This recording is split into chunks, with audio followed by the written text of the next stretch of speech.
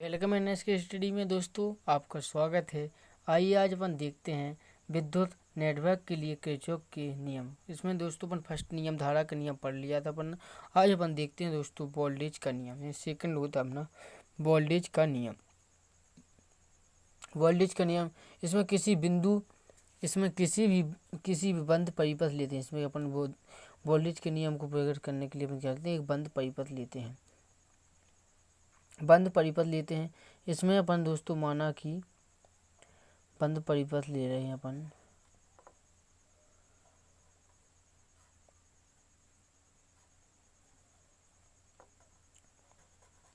ये रेजिस्टेंस है। इसी प्रकार से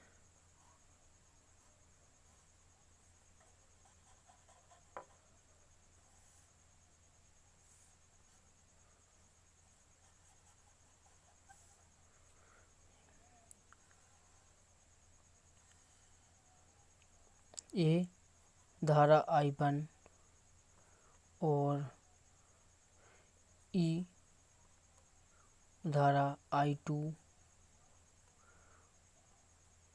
ई कुंजी। इस प्रकार से रेजिस्टेंस R1 यानी प्रतिरोध R2 और R3 और ये R प्रतिरोध है। दो अपने बंद परिपथ हैं।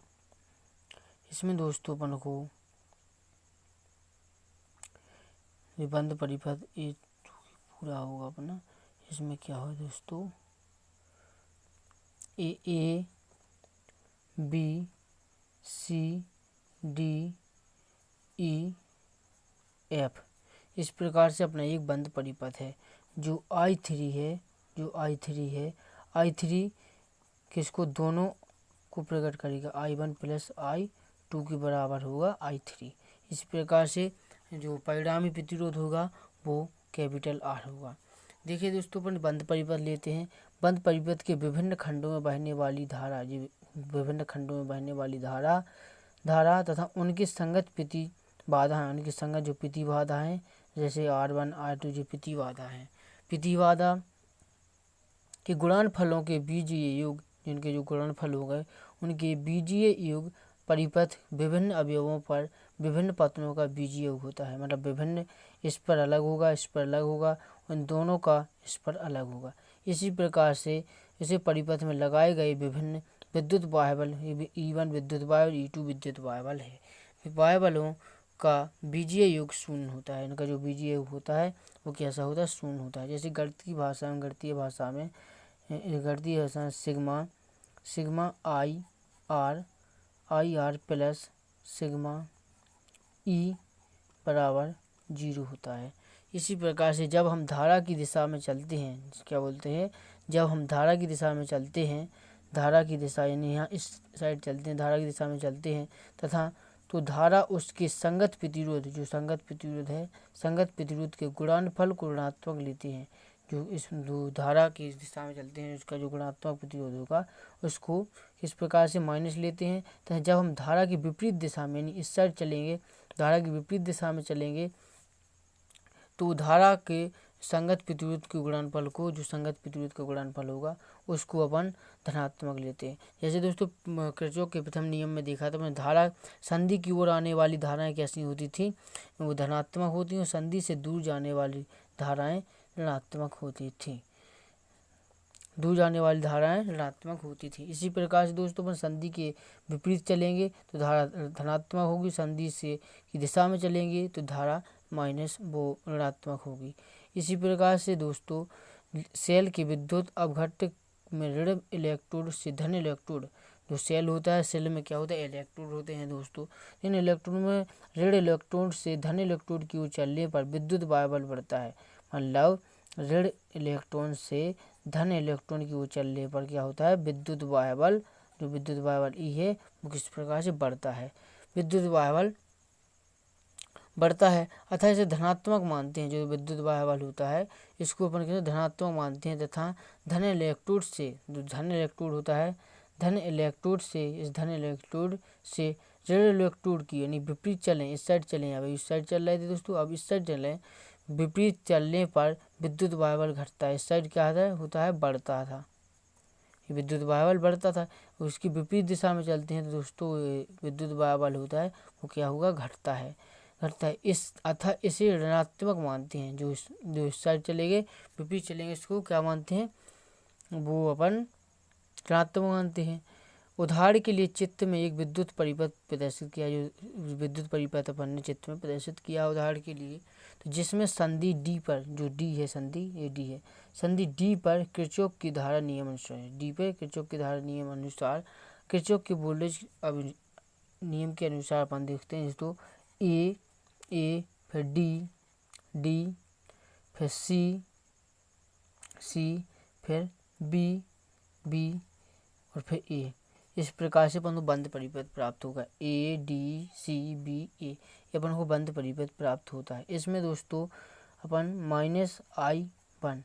-I1 जो क्या है अपन धारा की दिशा में चल रहा है, तो अब ये अपन को क्या प्राप्त हुआ है, धारा की दिशा में चली तो क्या प्राप्त हुआ अपन को -I1 प्लस I2R, सॉरी दोस्तों, I1 -I1 और R1, ये दोनों कैसे I1 R2 I1 और R1 प्लस I2 और R2।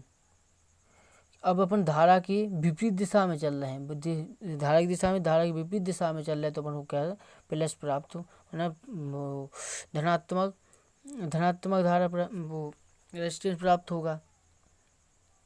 और प्लस विद्युत E1, जो विद्युत वायबल है, जो धारा की दिशा में चला तो विद्युत वायबल विपरीत कार्य कर रहा है तो E1 होगा, और जब विपरीत में चलेंगे तो विद्युत वायबल माइनस होगा। इस प्रकार से अपन को जो परिणामी विद्युत प्राप्त होगा तो वो 0 प्राप्त होगा।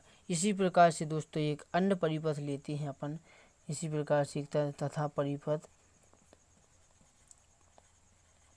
अन्य परिपथ सी डी ई एफ सी, जो सी डी ई एफ सी एक बंद परिपथ लेते हैं। किस प्रकार से सी फिर डी फिर ई